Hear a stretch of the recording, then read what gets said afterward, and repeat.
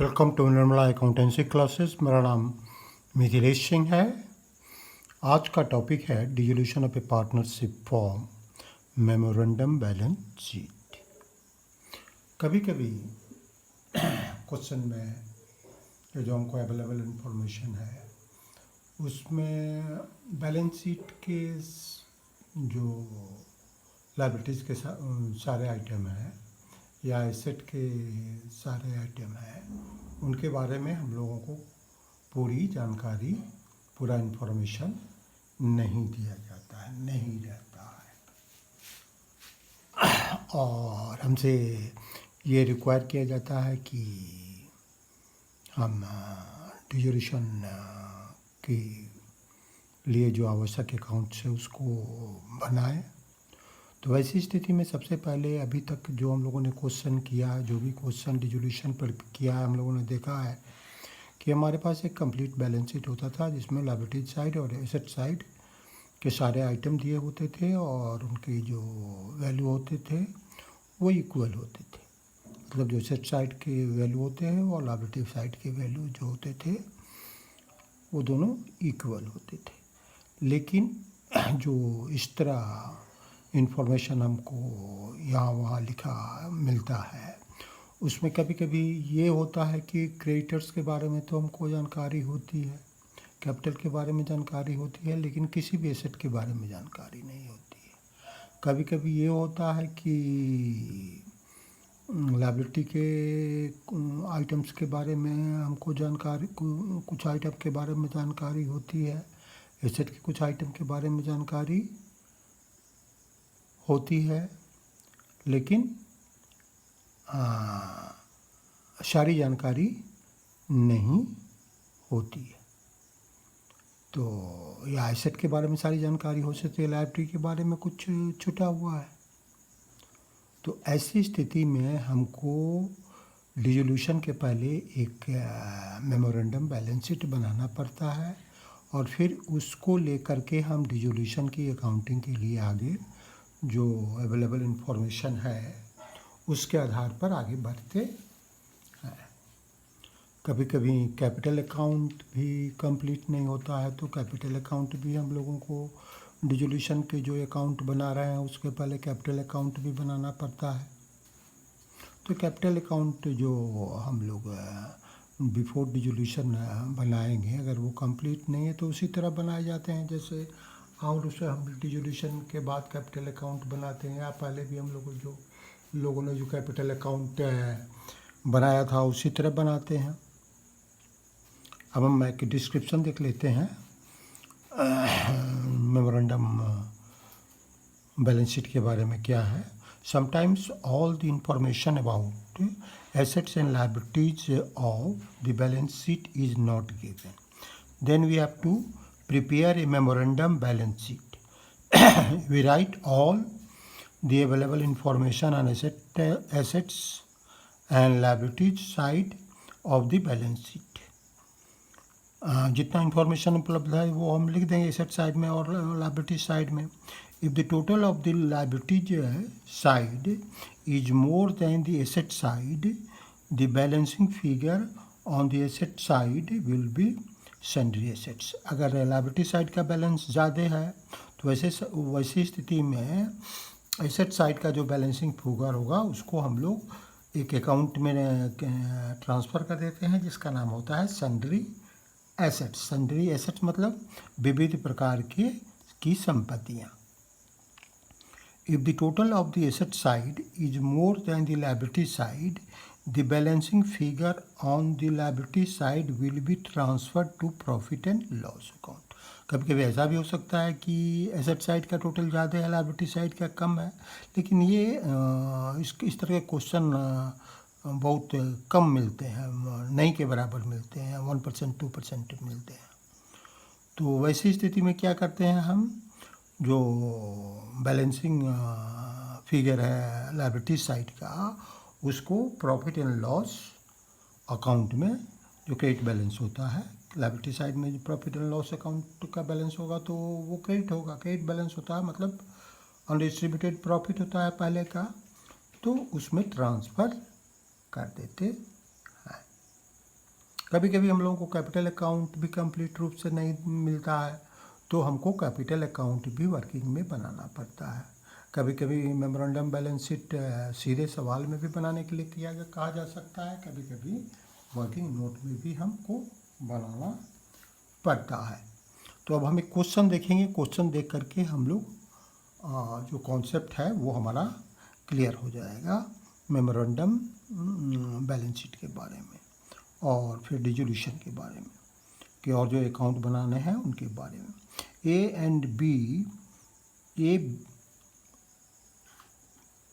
A B and C started business on 1st April 2019 with capitals of rupees 1,80,000 and rupees 60,000 respectively, sharing profit and losses in the ratio of 4:3:3. For the year ended 31st March 2020, the firm suffered a loss of 50,000. Each of the partners withdrew rupees 10,000 during the year. On 31st March 2020, the firm was dissolved. The creditors of the firm stood at rupees 24,000 on that date, and the cash in hand was rupees 4,000. The assets realized rupees 3 lakhs in full settlement of their claims. Prepare realization account, partners capital account and cash account and show your working clearly. यहाँ स्पष्ट रूप से memorandum balance बनाने के लिए नहीं लिखा गया है, लेकिन मेमोरेंडम बैलेंस बनाना ज़रूरी है कि एसेट का वैल्यू हमको पता करना है। तो एसेट का वैल्यू हमको पता करना है, तो एसेट का रियलाइजेशन वैल्यू दिया हुआ, लेकिन एसेट का वैल्यू क्या है ये हमको पता नहीं है। एसेट के बारे में हमको एक ही आइटम का पता है, कैश इन हैंड का, तो और सब जो एसेट है उसके बारे में पता नहीं है, तो एक मेमोरेंडम बैलेंस शीट बताएंगे। कैपिटल अकाउंट भी जो शुरू के दिन का है वही दिया हुआ है, तो जो क्लोजिंग डेट है, मतलब जिस दिन डिसोल्यूशन होता है उसके पहले तक का कैपिटल अकाउंट भी नहीं बना हुआ है, तो हमको कैपिटल अकाउंट भी बनाना पड़ेगा। तो वर्किंग में हमको दो अकाउंट बनाना एक अकाउंट और एक balance sheet, memorandum balance sheet बनाना पड़ेगा, और जो रियलाइजेशन के अकाउंट बनाए जाते हैं उसमें हमको 3 अकाउंट बनाना पड़ेगा। तो हम सबका यहाँ हमने ढांचा बना लिया है, यहाँ सॉल्यूशन दिया हुआ है। रियलाइजेशन अकाउंट हम लोगों ने बनाया जो मेन रिक्वायरमेंट है, कैश अकाउंट बनाया जो मेन रिक्वायरमेंट है, और पार्टनर्स कैपिटल अकाउंट्स बनाया जो मेन रिक्वायरमेंट है। यहाँ बीच में हमने partners capital accounts before dissolution बना दिया है, और मेमोरेंडम बैलेंस शीट बना दिया है जो वर्किंग नोट का पार्ट है। अब हम लोग एक एक करके देखेंगे। सबसे पहले तो हमको कैपिटल अकाउंट बनाना होगा। कैपिटल अकाउंट बनाना होगा तभी हम बैलेंस शीट बना सकते हैं, मेमोरेंडम बैलेंस शीट। तो कैपिटल अकाउंट में इंफॉर्मेशन हमारे पास क्या क्या है, बाई बैलेंस BD की में सबसे पहले लिखते हैं। तो ए का जो ओपनिंग बैलेंस है 1 अप्रैल 19 में, वो हमारा 1 लाख है। तो 1 लाख ए का बैलेंस, बी का बैलेंस 80 है और सी का 60,000 है। और ड्यूरिंग द ईयर जो ट्रांजैक्शंस है या जो इन्फॉर्मेशन है, वो हमको इन्फॉर्मेशन है कि 50,000 का लॉस हुआ है, और ड्राइंग्स पार्टनर ने 10,000 ईच पार्टनर ने किया है। इतना इन्फॉर्मेशन हमारे पास है। इसके आधार पर हम कैपिटल अकाउंट बनाएंगे। तो यहाँ हम लोगों ने कैपिटल अकाउंट का ओपनिंग बैलेंस लिख दिया, बाई बैलेंस BD 1,80,000 60,000, ए में 1 लाख, बी में 80,000, सी में 60,000। अब हमारा टोटल लॉस जो है ड्यूरिंग द ईयर, मतलब द ईयर एंडिंग 31 मार्च 2020, तो वो है 50,000 का। तो 50,000 लॉस को हम लोग यहाँ बांट देंगे। 50,000 इंटू 4/10 हो गया, 4:3:3 का रेशियो है। टोटल 10 हुआ तो 4:10 एक हो गया, कैलकुलेट करके आएगा 20,000। उसी तरह बी का 50,000 इंटू 3/10 तो 15,000 आएगा। सी का 50,000 इंटू 3/10 15,000 आएगा। अब to profit and loss account लिखते हैं हम लोग पार्टनर्स कैपिटल अकाउंट में। रिसिप्रोकल अकाउंट यही है, तो ये 20,000 50,000 15,000 ए बी और सी के कैपिटल अकाउंट में हम लोग पोस्ट कर देते हैं। फिर हम नेक्स्ट जो इन्फॉर्मेशन है उसको कैरी करेंगे। नेक्स्ट इन्फॉर्मेशन हमारे पास है क्वेश्चन में कि पार्टनर्स ने 10,000 ईच विड्रॉ किया है ड्यूरिंग द ईयर ड्राइंग के लिए, ड्राइंग के रूप में। तो टू ड्राइंग्स अकाउंट लिखेंगे पार्टनर्स के कैपिटल अकाउंट के डेबिट साइड में, क्योंकि जब हम ड्राइंग अकाउंट को क्लोज करेंगे तो वो एंट्री क्या होती है, partners capital account debit to drawing account, capital में ड्राइंग माइनस कर लिया जाता है। उसी तरह पार्टनर्स कैपिटल अकाउंट का जो अपोजिट या जो रेस्पेक्टिव अपोजिट अकाउंट है उसका नाम है ड्राइंग अकाउंट। ड्राइंग अकाउंट लिखेंगे 10,000 10,000 10,000 तीनों का हो गया। अब हम लोग कैपिटल अकाउंट का बैलेंसिंग कर देंगे। कैपिटल अकाउंट का बैलेंसिंग कर देंगे तो पहले टोटल करते हैं। हम देख रहे हैं कि क्रेडिट साइड का टोटल ज़्यादा है, तो सबसे पहले का टोटल करेंगे 1 लाख। यहाँ भी 1 लाख लिखेंगे। दो आइटम पहले से है 30,000 का, तो टू बैलेंस सी डी कितना आ जाएगा 70,000। ये हमारा डिसोल्यूशन के जस्ट बिफोर का बैलेंस हुआ। अब हमको कैपिटल का उचित पता चला डिसोल्यूशन के दिन का। भी क्या भी 15,000 10,000 पहले से है तो 80,000 बैलेंस है, 55,000 बैलेंस आएगा। सी का 35,000 बैलेंस आएगा। अब हम लोग मेमोरेंडम बैलेंस शीट बनाएंगे। मेमोरेंडम बैलेंस शीट जब बनाएंगे तो क्रेडिटर्स हमें पता है, क्रेडिटर्स भी 24,000 क्वेश्चन में दिया गया है, ये हमें पता है। अब क्वेश्चन में दिया हुआ है, क्वेश्चन यहाँ है, हम लोग देख सकते हैं। क्वेश्चन में यहाँ ये सारे इंफॉर्मेशन हैं। 1,80,000 60,000 50,000 का हमारा लॉस था, वो 10,000 ड्राइंग का था, ये सब दिया हुआ है। 24,000 हमारा क्रेडिटर्स का है। चूँकि मुझे याद था इसलिए मैं कहते जा रहा था, फिर भी आपके कन्फर्मेशन के लिए मैंने यहाँ शो कर दिया कि आपको कोई कन्फ्यूज़न नहीं हो। 4,000 हमारा कैश इन हैंड का है और 3 लाख हमारा जो रियलाइज वैल्यू है वो है। फिर मैं सॉल्यूशन की ओर आता हूँ। सॉल्यूशन में हाँ, अब क्रेडिटर्स हमें पता है 24,000 है। कैपिटल अकाउंट्स का ए बी और सी का क्या हो गया, जो बैलेंस हम लोगों ने निकाला है यहाँ नया जो वर्किंग में कैपिटल बनाया है बिफोर डिसोल्यूशन 70,000 55,000 35,000, यही हम लोग लिखेंगे। ए 70,000 बी 55,000 सी 35,000, ये टोटल हुआ 1,60,000। अब हमको पता है कि cash balance cash in hand है हमारे पास 400 है, तो जो बैलेंसिंग फिगर 1 और ये 1 लाख इसको टोटल करेंगे तो कितना आएगा 1,84,000। 1,84,000 लिख देंगे। कैश का बैलेंस हमें पता है तो कैश इन हैंड लिख देंगे 4,000। अब बाकी कुछ भी पता नहीं है तो हम लोग इसको बैलेंस कर देंगे। बैलेंस करने पर हमको 1,80,000 आता है। ये हमारा हो जाएगा सन्ड्री एसेट्स बैलेंसिंग फिगर। यही हमारा एसेट का वैल्यू हो गया जो सन्ड्री एसेट्स है, और एक हमारा कैश का वैल्यू हो गया। अब हम जब रियलाइजेशन की एंट्री करेंगे और रियलाइजेशन को क्लोज करें, जब डिसोल्यूशन को क्लोज करेंगे, पार्टनर्स को पे ऑफ करेंगे, तो इसी आधार पर करेंगे जो मेमोरेंडम बैलेंस शीट है इसके आधार पर। अब हम लोग जो हमसे रिक्वायर्ड है वो अकाउंट, ये तो वर्किंग हो गया। अब रिक्वायर्ड जो अकाउंट ये है अकाउंट्स है वो बना रहे हैं।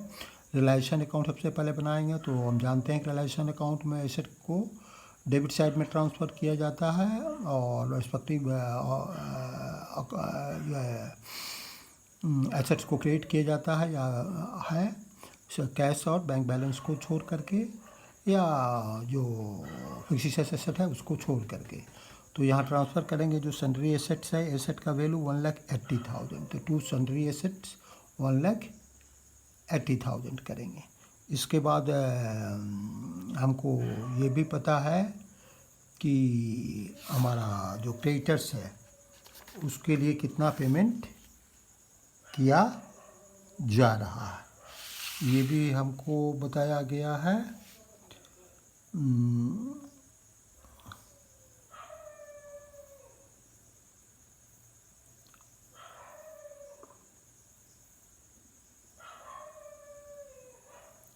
अच्छा, क्वेश्चन में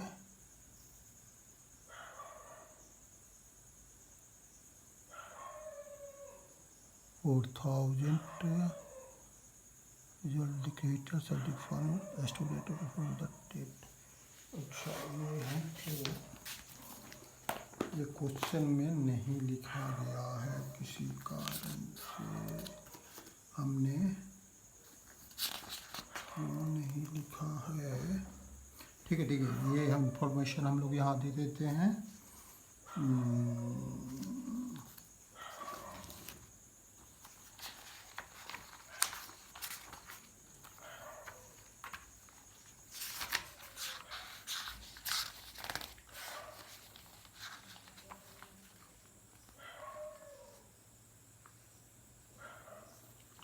Where and creditors were paid with full settlement of their claims. And in full settlement of their claims. And creditors were paid rupees 23,500 in full settlement of their claims. ये information छूट गया था, लोगों ने लिख दिया। तो हम लोगों ने पहले यहाँ एसेट की एंट्री की है। अब क्रेडिटर्स को ट्रांसफ़र करेंगे। क्रेडिटर्स यहाँ लिखा हुआ है 24,000, तो क्रेडिटर्स को हम ट्रांसफ़र करेंगे by creditors account realisation account में लिखेंगे। चूँकि जब लायबिलिटी को ट्रांसफ़र करते हैं तो क्या होता है, creditors account debit, sundry creditors account debit या वेरियस क्रेडिटर्स अकाउंट डेबिट या various liabilities account debit to realisation account. तो इसी में क्रेडिटर जब हम रियलाइजेशन अकाउंट में पोस्ट करेंगे तो रिस्पेक्टिव जो अपोजिट अकाउंट है कॉरस्पॉन्डिंग वो क्रेडिटर्स अकाउंट है, तो क्रेडिटर्स अकाउंट लिखेंगे 24,000। अब हम आगे बढ़ेंगे। आगे क्या इन्फॉर्मेशन है, क्रेडिटर्स का हम पेमेंट कर रहे हैं। तो जब क्रेडिटर्स का पेमेंट करते हैं रियलाइजेशन अकाउंट को डेबिट करते हैं, कैश या बैंक अकाउंट को क्रेडिट करते हैं। यहाँ कैश अकाउंट बनाना है तो टू कैश अकाउंट करेंगे, अपोजिट अकाउंट कैश अकाउंट हुआ। 23,500 का पेमेंट कर रहे हैं। तो ये हमारा कैश पेमेंट हुआ। फिर हमारा रियलाइज हो रहा है वैल्यू 3 लाख का, हम लोगों ने क्वेश्चन में अभी देखा है। तो रियलाइजेशन जब होता है एसेट का तो कैश अकाउंट डेबिट होता है, रियलाइजेशन अकाउंट क्रेडिट होता है। तो हम लोग यहाँ बाई कैश अकाउंट लिखेंगे रियलाइजेशन में 3 लाख। अब इन दोनों का करस्पॉन्डिंग एंट्री कर देते हैं। रियलाइजेशन के डेबिट में हमने कैश अकाउंट लिखा है तो कैश अकाउंट के क्रेडिट में लिखेंगे बाई रियलाइजेशन अकाउंट 23,500 क्रेडिटर्स के पेमेंट के लिए। अब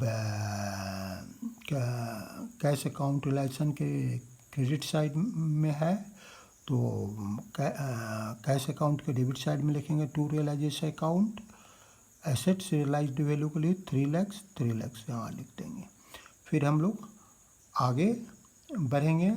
अब रियलाइजेशन अकाउंट का हम लोग बैलेंसिंग कर देंगे तो ये 3 लाख आएगा, 3 लाख आएगा, सॉरी ये टोटल 3 लाख आएगा। जो क्रेडिट साइड में जाते हैं तो 3 लाख यहाँ भी लिख देंगे।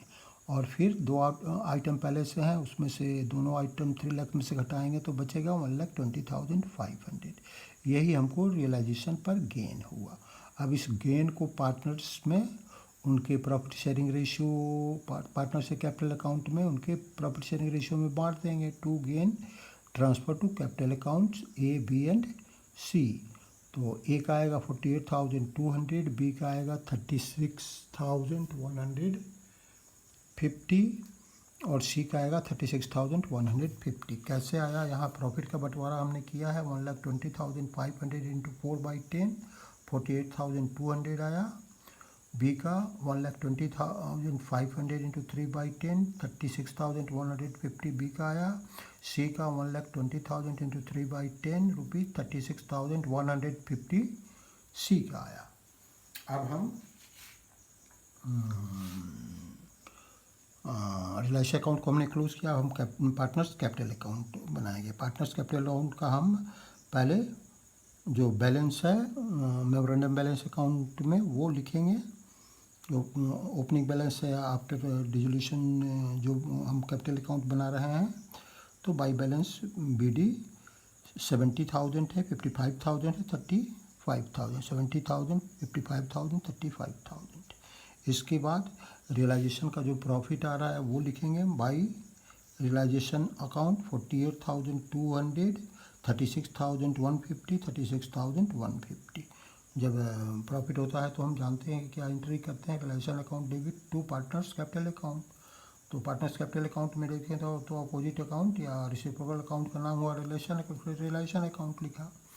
अब हम लोग कैपिटल अकाउंट का भी बैलेंसिंग कर देंगे, कैपिटल अकाउंट बैलेंसिंग करेंगे और डेबिट साइड में कैपिटल अकाउंट कुछ है नहीं, तो ऐसी स्थिति में हम पूरा का पूरा पैसा पे ऑफ कर देंगे। तो इसका टोटल करेंगे 1,18,200 आएगा।